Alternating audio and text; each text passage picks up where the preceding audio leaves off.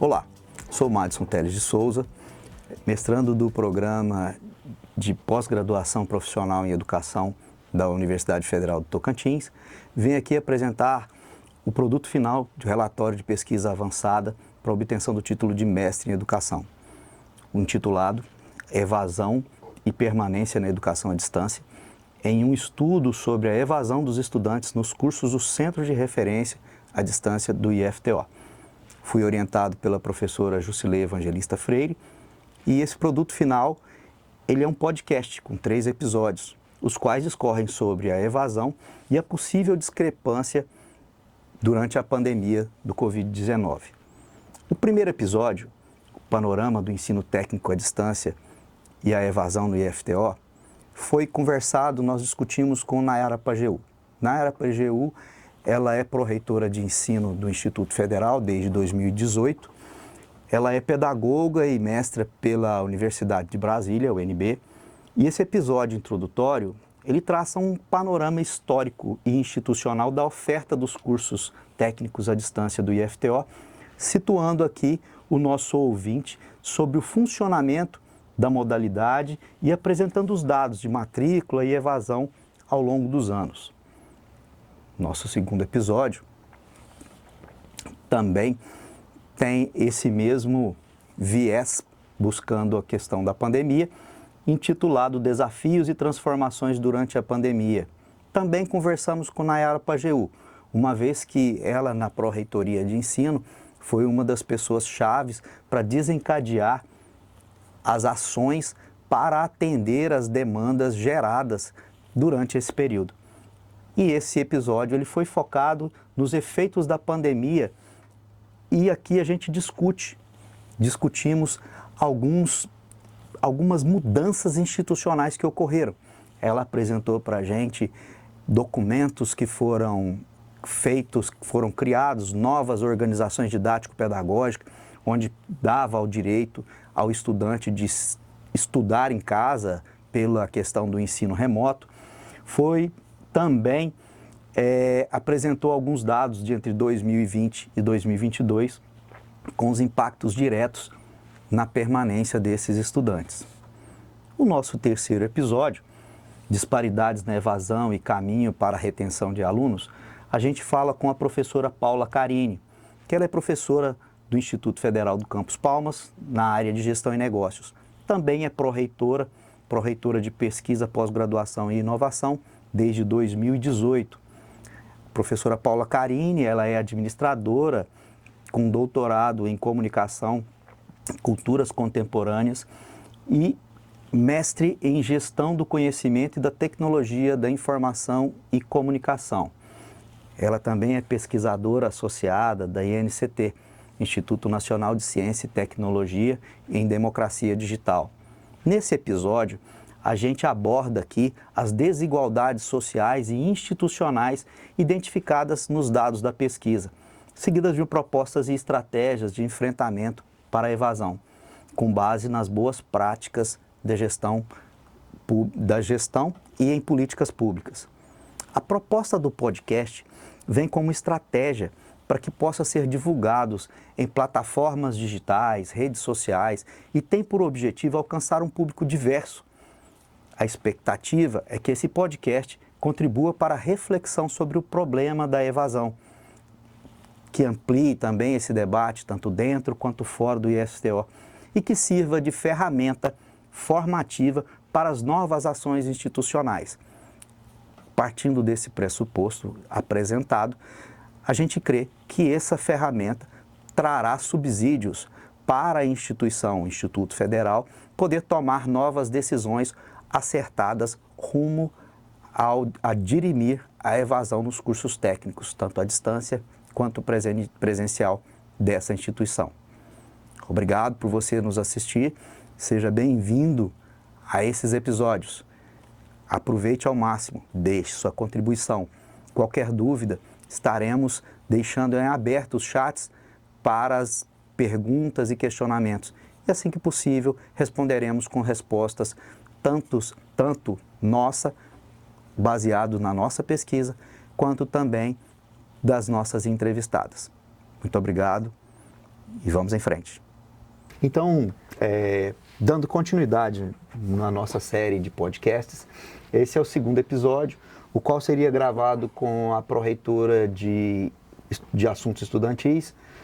No entanto, pelo fato dela ser nova na instituição, ela se sentiu um pouco insegura no contexto das informações, uma vez que é de 2018 a 2022, e ela não estava aqui à época. E a professora Nayara vai continuar nos ajudando nesse processo, que é a pessoa que, diante dos próprios questionamentos que a gente fez, esteve à frente. E esse segundo episódio, ele tem o tema de desafios e transformações durante a pandemia. O tema central dele é os impactos da pandemia nos processos educacionais e na evasão escolar. Bom, Nayara, já fiz a apresentação no primeiro capítulo. Como é que foi a sistemática que foi adotada pelos professores dos cursos técnicos, tanto à distância quanto presenciais, no decorrer da pandemia? Houve alguma alteração específica? Madison, tudo foi alterado. A gente costuma brincar aqui, lembrar, porque a gente, foi muito trabalho. E como é que o IFTO se posicionou naquele tempo? A gente entendeu muito rápido que a gente precisaria se organizar enquanto instituição para poder auxiliar os nossos estudantes de forma mais rápida possível. De uma hora para outra tudo fechou, as pessoas ficaram isoladas em casa e aí nós estávamos em formação fora do estado, quando ali no dia mesmo que tudo, que a gente ficou sabendo, e aí depois foi só se agravando, e aí o reitor chamou para uma reunião assim, urgente. Emergencial. Emergencial. Eu me lembro de fazer um parágrafo aqui, um parêntese, perdão. Eu me lembro que eu estava em Abreulândia fazendo uma visita em um polo de educação à distância. Para a gente abrir o CREAD. Exatamente. Para implantar lá, ia ser um parceiro a mais, né? Isso. Foi em março de 2020. Meu telefone tocou. Vem embora, nem termina a sua reunião. Pois, nós fomos chamados para essa reunião emergencial e aí, muito sabiamente, a gestão do IFTO entendeu que a gente precisaria se organizar, se reorganizar muito rápido para poder ser suporte na vida dessas pessoas. Então, nós tínhamos aí vários regramentos institucionais em que a gente precisou, num período de 4, 5 dias, fazer uma ODP praticamente. A gente fez uma portaria dizendo como é que ia ser cada uma das coisas, né, das ações didático-pedagógicas, como é que ia acontecer as aulas.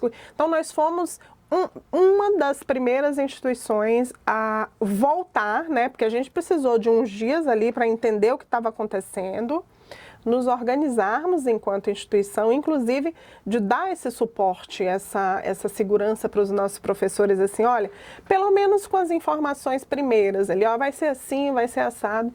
E aí a gente, num prazo de 4, 5 dias, nós estruturamos um documento que a gente chamou depois de ODP da pandemia, que foram portarias que a gente foi publicamos a primeira, voltamos com o ensino remoto, que a gente chamava à época, com o ensino remoto, à luz dessas primeiras orientações dessa portaria, e aí as coisas foram acontecendo, a gente foi sentindo necessidade de apresentar novas informações, dar mais detalhamentos de outras informações, e à medida que a gente ia tendo esse reporte dos professores, a gente ia alterando esse documento e publicando novas edições. Por exemplo, qual seria o meio pelo qual os estudantes iam ter contato com os alunos? Ia ser por e-mail, ia ser pelo Google Sala de Aula, ia ser pelo o Moodle, que é um ambiente virtual que hoje a gente ainda adota, né? Desde ali da época que você era gestor de EAD. Era por e-mail, pelo WhatsApp, como é que seria? Então, nós fomos estruturando essas orientações e apresentando ao nosso corpo docente. A gente chamou esse apanhado, né, de informações ali iniciais, de rede de suporte, rede de colaboração, assim, toda essa estrutura, essa rede de colaboração, a gente chamou de auxílio, inclusão digital ou suporte nesse sentido, que não era somente necessariamente a entrega de um equipamento que a gente fazia ao estudante ou a disponibilização de chips, como a gente fez, né? Comprávamos chips e disponibilizávamos chips com créditos para aqueles estudantes que não tinham como assistir às aulas. Não só isso, mas também um conjunto de outras ações que a gente entendeu interessante, como formação de professores.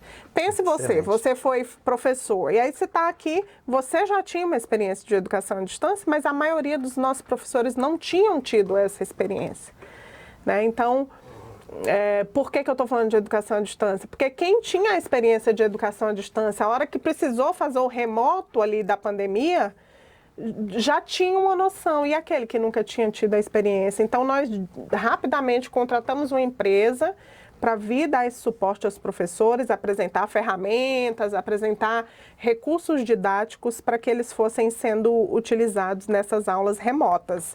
Para além disso, é importante dizer que a gente ofertou apoio biopsicossocial, então nós tínhamos uma rede de profissionais aqui à disposição dos nossos estudantes, que imagine você, o jovem acostumado a socializar e de repente está trancado dentro de casa, só com a mãe e com o pai. Então os nossos profissionais, tanto da equipe psicológica quanto da equipe pedagógica, estavam muito atentos aos nossos estudantes. E aí eu sou muito orgulhosa da gente ter agido de forma bem responsiva nesse primeiro momento, porque realmente a gente conseguiu entender a importância dessa instituição ter se organizado dessa forma para ajudar muitas pessoas. E essa organização, você acredita que ela gerou algum impacto na educação à distância? Na educação à distância, sim. Sim. De novo, não fizemos pesquisa científica a respeito desse assunto ainda. De repente você vai começar a pesquisar isso para a gente. Mas, como gestora e analisando os dados institucionais, certamente o know-how que foi desenvolvido ali durante aquele processo da pandemia trouxe uma performance, agregou na performance enquanto modalidade de educação à distância. Sim, eu me lembro muito bem, eu fiz esse curso, essa especialização, e na verdade foi um curso de capacitação, não chegou a ser uma especialização. Foi uma capacitação, não foi especialização. Não foi especialização, pela questão da carga horária. Sim. Mas foi muito rico. Sim. Eu me lembro, à época, eu lecionava no curso de agronegócio, eu trabalhei nesse curso, e eu ministrava 2 disciplinas no agronegócio e no técnico em administração. Ministrava 2 disciplinas com eles. E eu me lembro que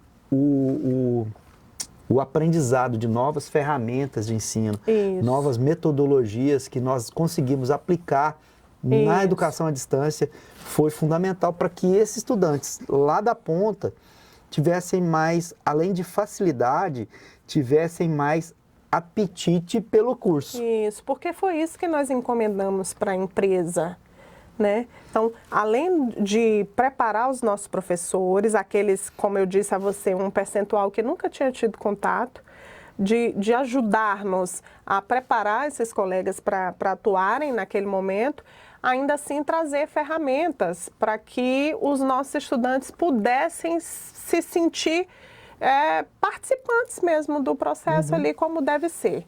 Então, eu posso não ficar aqui só consumindo o conteúdo, mas a gente pediu, olha, elas apresentaram dezenas de ferramentas em que os professores podiam fazer com que os alunos participassem ativamente dentro daquela proposta muito em voga à época e até hoje, assim, sobre metodologias ativas. Então, olha, se você utilizar... isso muito em sala de aula até hoje.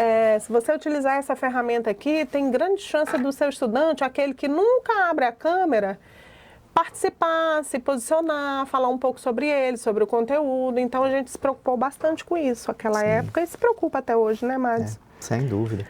Nayara, a gente falou aqui de uma forma bem ampla de tudo que foi levado até o estudante, né? E de forma emergencial foram tomadas algumas medidas que fizeram com que esse estudante mantivesse o seu vínculo com a instituição, né? Você até falou sobre a questão de uma rede de colaboração, onde foi feita distribuição de kits tecnológicos para que esse estudante pudesse se manter o vínculo com esse estudante. Sim. Você acha que isso foi positivo? Você acha que isso hoje, por exemplo, poderia se expandir isso hoje para os alunos da educação à distância? Você acha que isso seria um apoio a esses estudantes? Sim, acho que sim. Foi positivo à época e imagino ser positivo até hoje, assim. Nós disponibilizamos vários PCs para estudante que falava, olha, não tenho celular, ou meu celular é de uso de toda a família, preciso de um computador. Então, em diversas unidades, em diversos campi do IFTO, a gente teve registro de a instituição levar na casa do estudante e emprestar o material, né? Celular, computador, teve disso. E eu acho que sim, é fundamental ainda ações como essas, porque sempre vão ter sempre vai ter aquela parcela da sociedade que precisa de um olhar de apoio, porque de fato precisa, né? Por isso que vem aí todo um arcabouço de serviços de assistência para poder a gente dar condições de todo mundo ter acesso da mesma forma. É excelente, né? Assim, essas dificuldades de acesso à internet, equipamentos que impactaram no processo de ensino-aprendizagem. Então, com essa demanda que vocês supriram, veio calhar que esse estudante não tinha, vamos usar o termo, essa desculpa para não estudar, né? Sim, sim. Houveram, né, assim, a gente não teve sucesso em 100% dos casos, porque nunca é assim, no presencial, né? Não tem. Né? Não tem. Mas certamente medidas como essas e diversas outras que a gente tomou durante esse processo contribuíram lá e algumas delas permanecem até hoje. Editais de monitoria, durante a pandemia, a gente publicou um edital com vagas de monitores para todos os campi. Sim, foi um edital gigantesco e a gente dava auxílio para aqueles estudantes monitores, com a preocupação também de não sobrecarregá-lo. Então, era para ele ser monitor, porque ele tinha uma performance ali melhor naquela disciplina. E ele era o nosso suporte, o nosso apoio também para motivar o colega, né? Tinha os professores, tinha a equipe pedagógica, tinha a equipe biopsicossocial, mas a gente entendeu, nada melhor do que um tete-a-tete, um estudante falando para outro, né? Partilhando ali as dores e os desafios daquele tempo. Então, a gente pensou nesse edital, ele rodou, ele foi um sucesso, ele foi centralizado, então a nossa equipe aqui da Pró-Reitoria de Ensino cuidou de toda a gestão, de toda a seleção, e a gente cuidava do pagamento dessas bolsas para esses estudantes. Fora isso, a questão do chip, a questão da entrega dos computadores, a questão da formação de professor, que ela impacta diretamente na qualidade do ensino que é ofertado e favorece a aprendizagem do estudante. E diante disso você já me respondeu a seguinte questão aqui, que seria que se o isolamento social agravou o desinteresse desses alunos pelos cursos. Sim, agravou, no entanto, esses editais, tanto de monitoria quanto esse apoio biopsicossocial que vocês trouxeram, trouxeram, vamos dizer assim, a nova motivação para esse estudante. A gente ia Isso a gente vê que no primeiro capítulo você apresentou que ao invés de termos um acréscimo na nossa evasão, ela se manteve, inclusive depois teve um decréscimo, né? Ou seja, ao invés de aumentar, a evasão diminuiu. Durante a pandemia, os nossos registros e nosso relatório de gestão apresenta que durante a pandemia essa evasão diminuiu.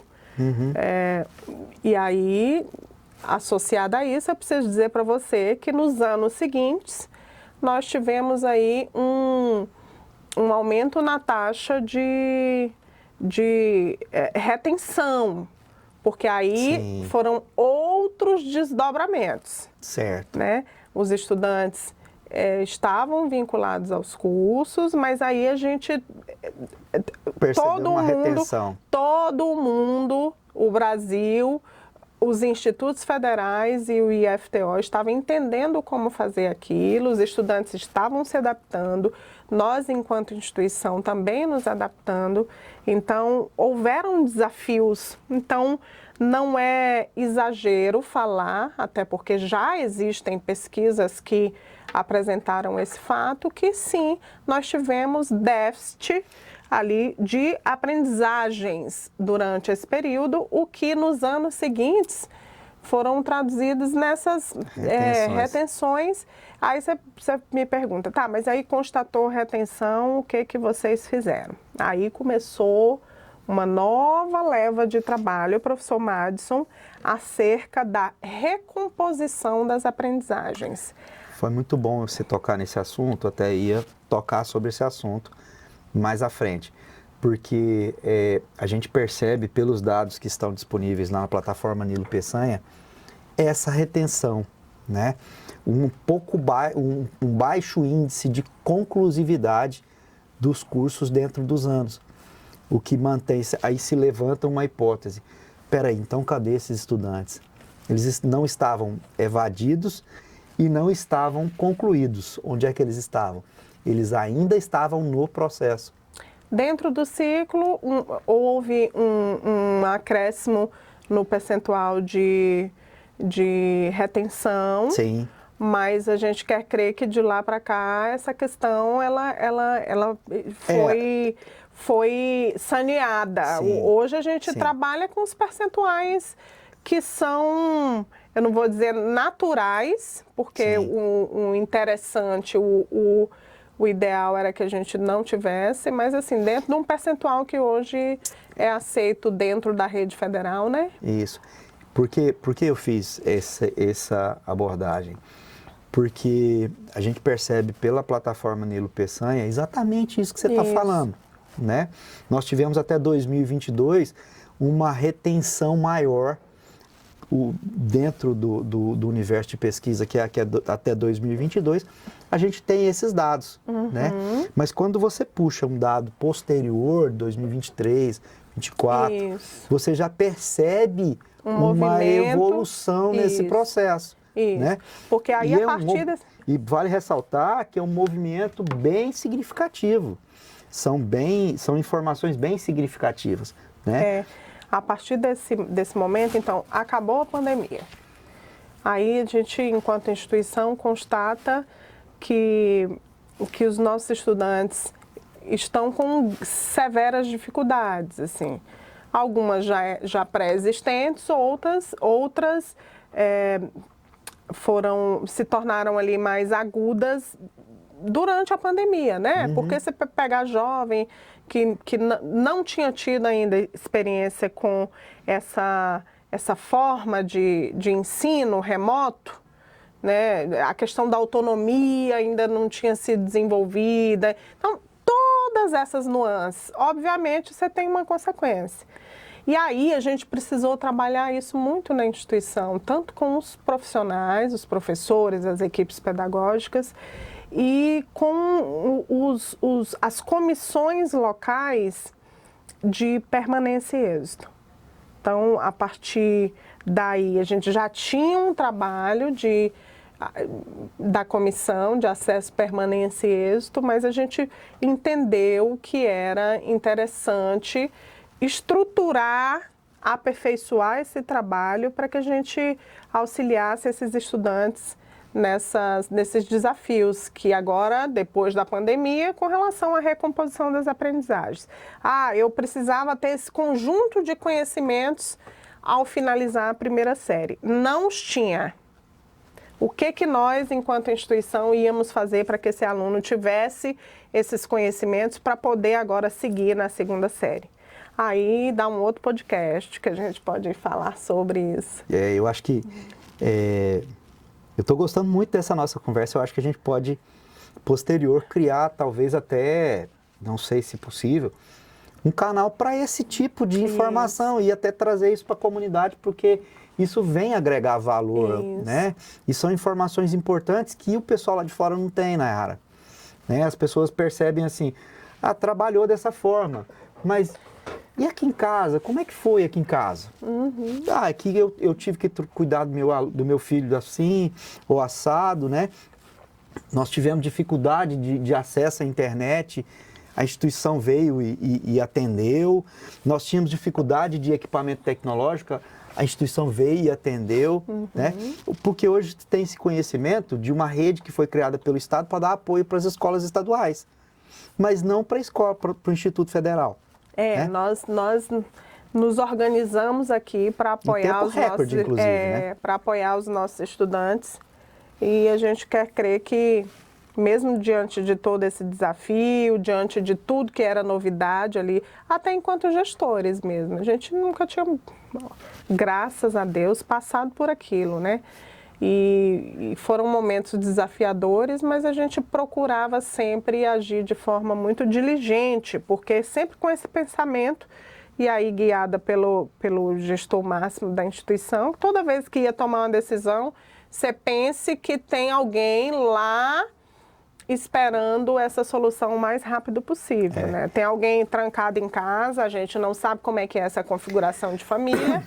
Então, a instituição, ela precisa ser um refrigério para poder a gente auxiliar esses cidadãos a passarem por esse momento de forma mais leve e aprendendo. Sim. Interessante você colocar a questão da preocupação do professor Antônio. Ele desenvolveu uma metodologia e fez com que a equipe trabalhasse dentro dessa metodologia que a gente, na administração, a gente chama, na gestão de risco, escala de Likert, que é um evento de baixa frequência, ou seja, acontece pouco, mas de grande impacto. Foi o que aconteceu com a pandemia, né? A pandemia, quantas pandemias nós tivemos no mundo, né? Durante toda a nossa história, que são poucas, né? Mas o impacto de você ficar 2 anos trancado em casa, né? E trazendo e voltando para o assunto evasão, você acha que as famílias influenciaram nesse processo de permanência do estudante ou não? As famílias, de novo, não fizemos pesquisa científica sobre o assunto, mas da nossa vivência, das partilhas com as equipes pedagógicas, as gerências de ensino, certamente, onde as famílias atuavam, a gente tinha um estudante ali mais engajado com a instituição, certamente. E assim, eu enquanto professor no período, eu preciso relatar alguns fatos muito interessantes. Eu tinha o caso de uma estudante que o pai dela tinha um comércio aqui em Palmas e eu trabalhava com eles marketing. Então, quando era minha aula, o pai dela estava sentado lá do lado dela no computador, aprendendo e aplicando, sabe? O que era legal. Então, assim, a família estava, o pai dela, ela falou, não, pai, você está me atrapalhando. Pergunta isso assim, assim. Aí eu já abri o microfone para ele e falei, não, o senhor pode perguntar. Então, aí até o pai participava da aula naquele processo. É bem interessante. Então, assim, a gente percebeu que nesses casos, né, as famílias influenciaram muito, né? E você já colocou também a importância da especialização na qualificação das aulas síncronas e também das assíncronas no sentido de criação de novas metodologias de acesso a esse estudante, né? Isso. Isso. Por exemplo, o Kahoot foi uma ferramenta que foi sugerida. O Kahoot, várias outras. A gente tinha... Qual é aquele que você faz uma tempestade de ideias? Você faz uma pergunta, aí você dá o estudante, você projeta lá o QR Code, ele acessa, aí você faz uma pergunta e ele... Kahoot. É o Kahoot? O Kahoot. E aí foram apresentadas diversas, como criação esse. de mapa mental online, ao mesmo tempo com o estudante. Isso, tinha um da trilha de aprendizagem, Sim. que você ia criando trilha muito customizada com a disciplina, como deve ser. Foram muitas ferramentas, mas eu acho que assim, Madison, além da ferramenta, a gente tinha por trás o entendimento de que estava todo mundo passando por desafio. Sim. Então, não era assim, não, era faça de qualquer jeito, passe por cima porque está todo mundo passando por desafio. Não, faça o trabalho, mas com uma leveza necessária para que todo mundo passe por esse momento da melhor forma possível, né? Sim. Não vamos ser nós, instituição de ensino, mais um motivo para que ele não fique bem. Mais uma pedra de tropeço.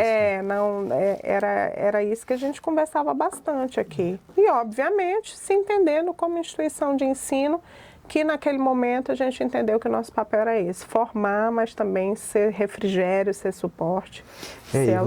Pelo que você citou agora há pouco, até a criação de um grupo de apoio aqui, né? Sim. E esse grupo de apoio certamente gerou um impacto muito positivo em muitos desses estudantes, né? Uhum. Você tem algum número, fizeram alguma pesquisa de número de pessoas atendidas nesse período? Certamente tem isso mapeado, só que não é na pasta que eu respondo. Esse acompanhamento foi feito pela Pró-Reitoria de Assuntos Estudantis, mas você pode pegar com ela depois. Sim. Eu imagino que tenha sim. Isso porque nós fazíamos de tempos em tempos os relatórios da pandemia para apresentar o Consup. Então, de 3 em 3 meses, a gente apresentava esses relatórios. Não, sem dúvida. E assim, e saber disso, né, nos traz uma satisfação de trabalhar no Instituto, sabia? Isso e assim, saber relatando agora, porque a gente já tinha conhecimento disso enquanto a gente estava.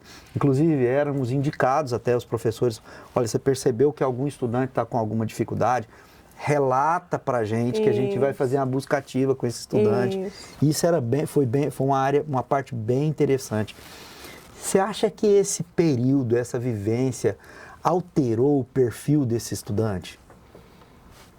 Se alterou o perfil desse estudante lá naquele período? Naquele período você acha que trouxe motivo para que hoje esse estudante pudesse evadir? Para que hoje ele pudesse, porque aquele... Deixa eu tentar clarear um pouco mais.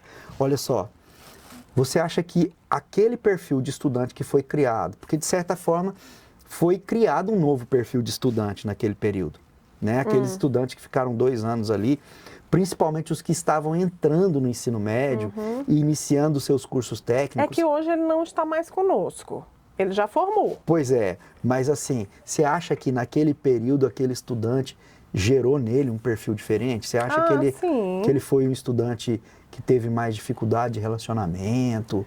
Ou você acha que foi tranquilo quando voltou à normalidade? Eu não sei se a gente pode generalizar assim, Madison, de falar, olha, foi tranquilo para todo mundo, não foi tranquilo para todo...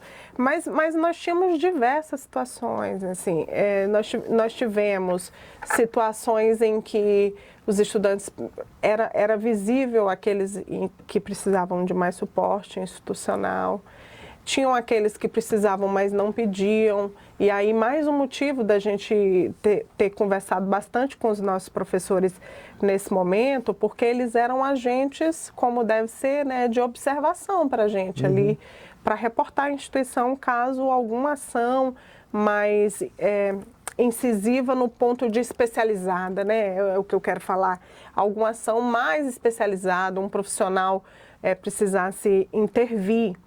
Então, a gente teve de tudo. Nós tivemos aqueles estudantes em que transitaram esse período e que a gente, enquanto instituição, não quer dizer que não teve, a gente, enquanto instituição, olhou e falou, olha, poxa, superou. viveu, parece que não tem muita sequela, não tem muito trauma, não. Mas tiveram aqueles em que, de fato, apresentaram, naquele período, algumas demandas institucionais. Agora, a gente leu e tivemos acesso e temos acesso até hoje de que sim, aquele momento foi desafiador para muita gente, né? E aí em diversos aspectos. Nós tivemos uma publicação do Conselho Nacional de Educação muito interessante, que falavam assim, as consequências desse momento de pandemia na vida de um jovem, de um adulto, e como é que as famílias precisariam de apoio, como é que os estudantes precisariam de apoio. Então, se eu puder, baseado nesses documentos que eu li, nessas pesquisas que foram publicadas, falar para você, certamente, não só eles, mas nós também, né? Nós, né? Passamos muitos desafios. Você citou a política institucional de inclusão de abono digital, né?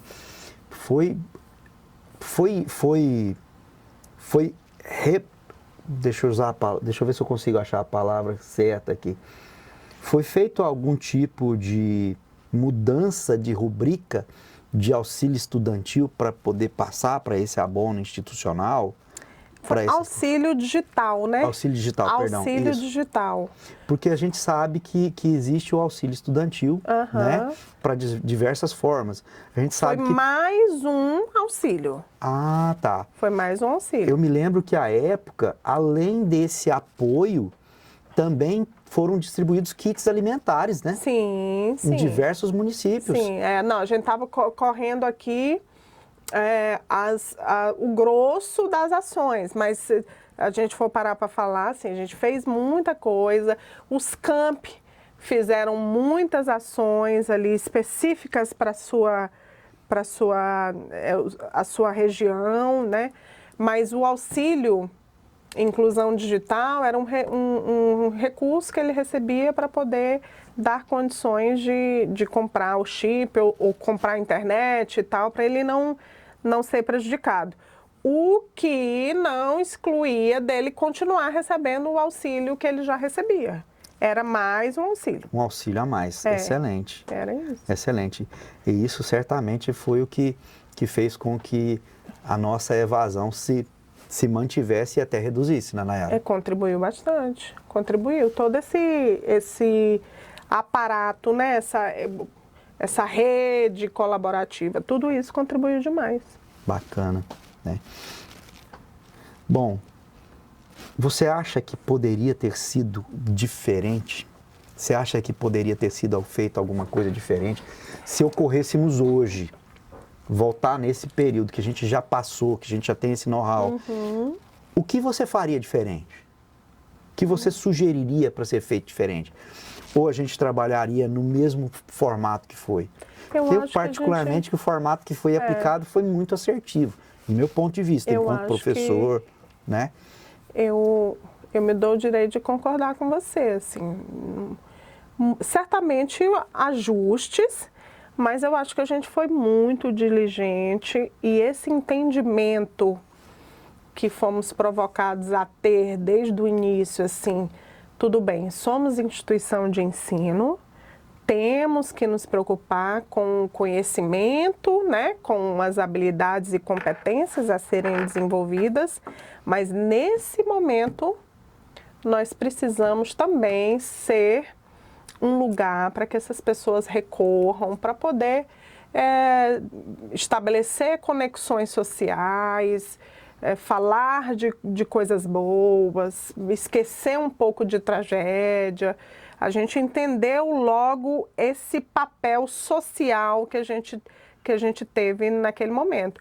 Então, falar para você assim, e aí respondendo pela área do ensino, com as orientações do reitor, com a nossa equipe ali conduzindo as atividades, eu acho que a gente fez tudo o que a gente precisava fazer, sabe, Madison?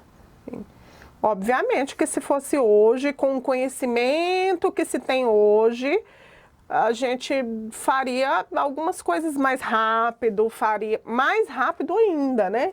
Sim. A gente prepararia mais suporte aos professores. Eu me lembro que nós ficamos parados 8 dias, né? Foram pouco, foi uma semana. Pois é. Foi 5, 6. foi recorde. É.